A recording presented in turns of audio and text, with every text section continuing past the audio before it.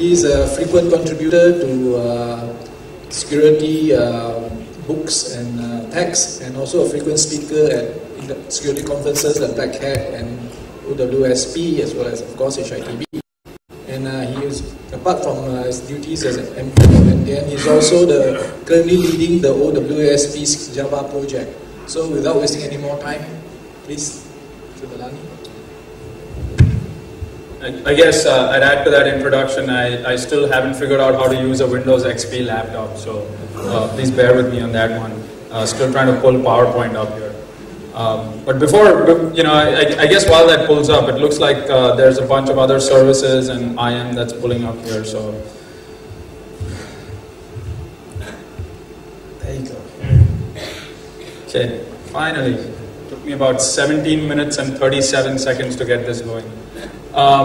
What I'm going to be talking about today is smashing the stack for profit period, and it's got nothing to do with actually writing buffer overflow exploits or anything of that sort. What I'm going to talk about is a few cases that I've responded to in the recent past, in the last couple of years, actual hacker incidents which have shown us that basically what hackers are after is the money. The motivation is purely driven by money. It's no longer for fun. People aren't here to hack into systems and share Ricky Martin MP3s with each other. That doesn't happen anymore. It's all about the money, it's government, it's espionage, either corporate or at the government level. So that's what my talk is about. So before I get started, I want to ask you the question. How many people think that the person on the left describes today's hacker the best? Anyone think that the person on the left is the one who's today's hacker? 2 people there, 3. How many people think it's the guy on the right? Wow. And what about the rest of you? Neither of those? Okay, how about me? Well, you know, I put this up here because definitely there was a talk right before, I guess at about 1:15 today, which talked about profiling hackers and things of that sort. I can tell you that more so, if I were to pick one of these two, it would be the gentleman to the right. He's actually an actual hacker. We worked on a case, my organization that is, and I was involved in that. We gave testimony in court. The gentleman on the right is his name is Robert Duronio, and he was a system administrator at a financial institution in the US, namely UBS Paine Webber. And what he did was he was a rather disgruntled employee because his salary was a measly $165,000 a year. So with that measly income, he was really disgruntled, wanted a raise to $175,000, didn't really get that raise, so he decided, wow, I know how the systems here operate. So he put in a logical time bomb on the systems. 1,000 systems on UBS Paine Webber were infected with this logical time bomb, which was slated to go off on a particular date at a particular time right before the stock markets opened. And what he also did is resigned right before that and shorted the UBS stock, saying, wow, I'm going to make some good money when these guys cannot trade for the next 2 or 3 days. What he didn't realize, even though he was a system administrator there for years, was that NTP did not operate correctly at UBS Paine Webber. And I have a bunch of other things popping up here, so that's even more interesting. Sorry about that. Is it easier? So yeah, that was the story of Robert Duronio. He was, we testified in court. The trial just concluded about 2 weeks ago, and he's actually being sentenced as of yesterday, charged of computer fraud as well as mail fraud in the US. So the point being, you know, let's get that image of a teenager sitting in the basement of his parents' home somewhere out in a crazy part of the US or somewhere in Eastern Europe trying to hack for fun. That's not what the guys are all about today. And that's it. My talk is over. Conclusions. Now I'm just going to present conclusions before I move on with real-world case studies, so it kind of puts things in a bit of perspective here. You know, from what we've responded to, and we've responded to several hundreds of incidents in the past 5 years, what we found is the hacker profile has undergone a significant change. Like I said, in the mid-80s and early 90s, I would have said the guy on the left was more likely to be a hacker than the guy on the right. Not the case today. Sophistication of attacks is on a rise. I think people who respond to incidents, people who consider themselves white hats like myself, are lagging well behind the black hats. And there's a reason for that. And you might want to guess what the reason for that is. Why are the black hats leading the race as compared to the white hats? Looks like a shy audience here. So I got some giveaways or I got things going. Yes, sir. Profit, exactly, because they make more money than the white hats do. That's the right answer. So the fact of the matter is that the motivation behind cyber attacks today is primarily money. And I read an interesting statistic that was actually based on a study conducted by the US Treasury Department, which said that cybercrime has actually outgrown illegal drug sales in the US. And their estimate was that the loss due to cybercrime is about $105 billion last year. So that is a crazy statistic. And I guess my 3 case studies will fall into the 0.0001% of that amount today. So the first case study, I call it the pump and dump scam.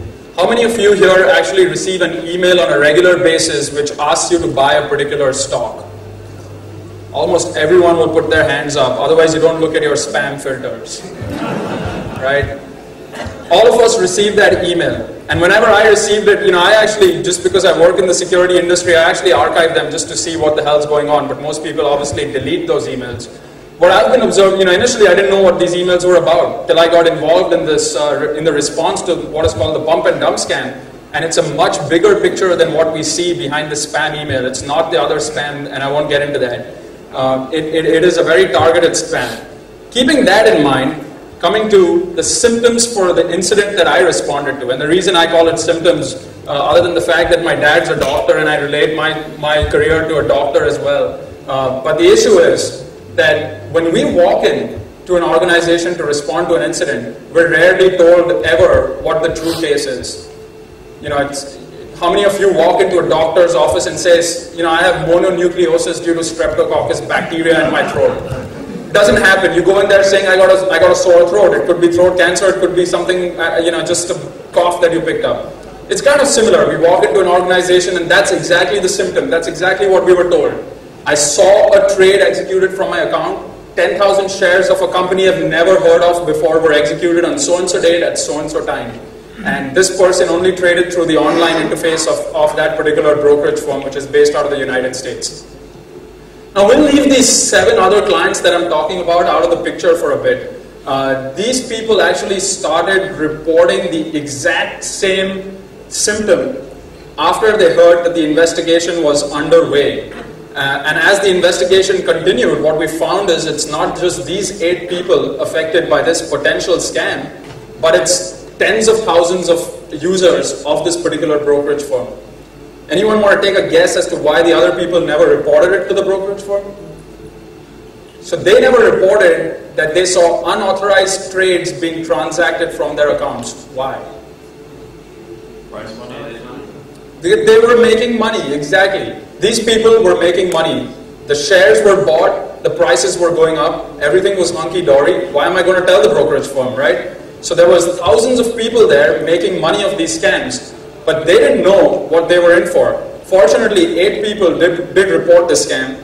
At this point, we were brought in, and obviously the fact that the first user who reported this said, well, the only way I trade using your brokerage firm is via the online interface. Computer breaches were the prime suspect, and that's why we were there.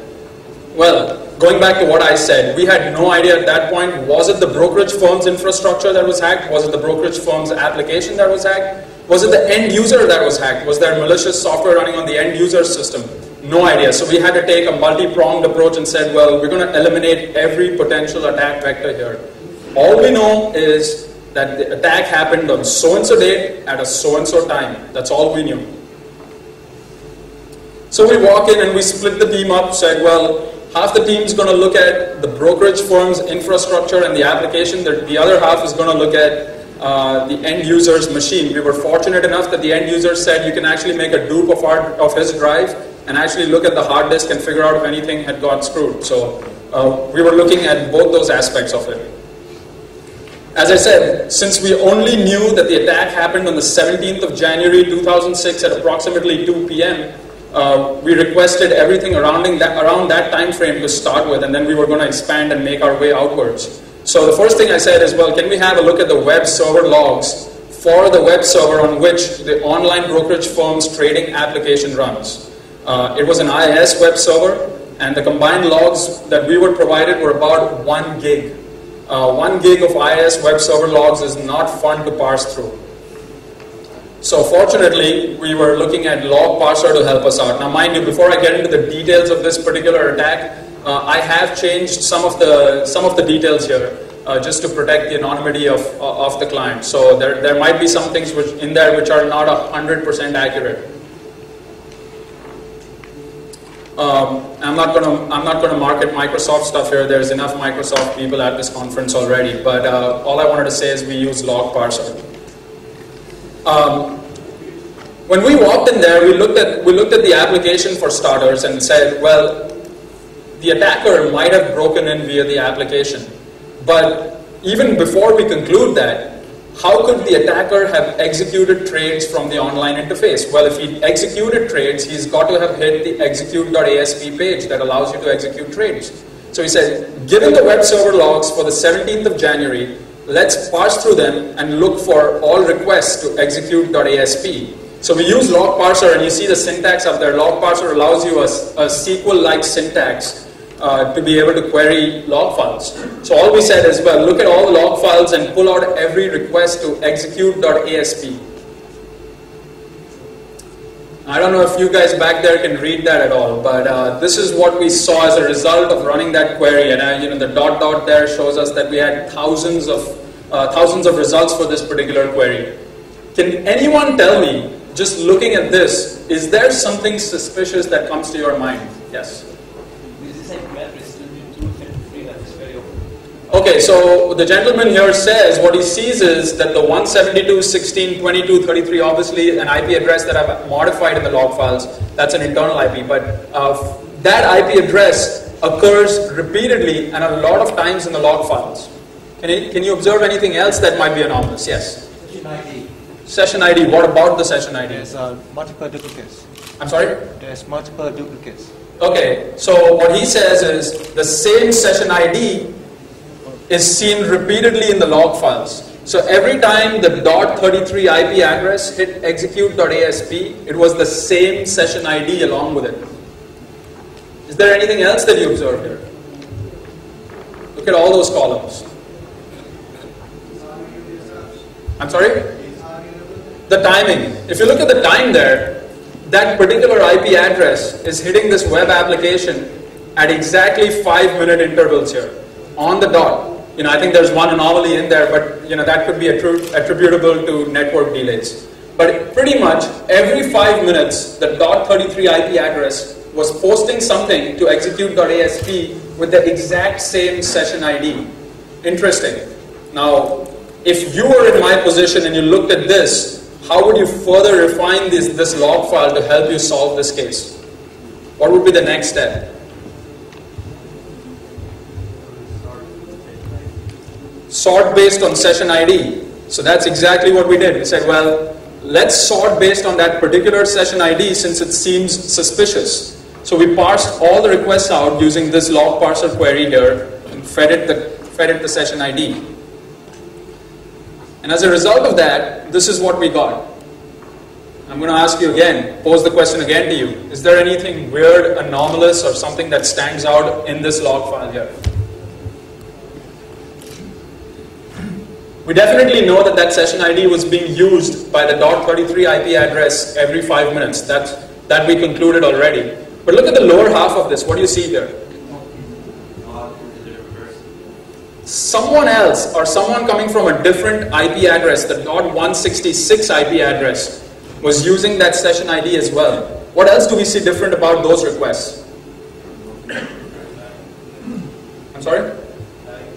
The time was different. It was out of sync with that 5-minute interval. You had something? The timing, the IP address, and what the command is being executed. Right. Which indicates that the one at .166 is a legitimate user. Right.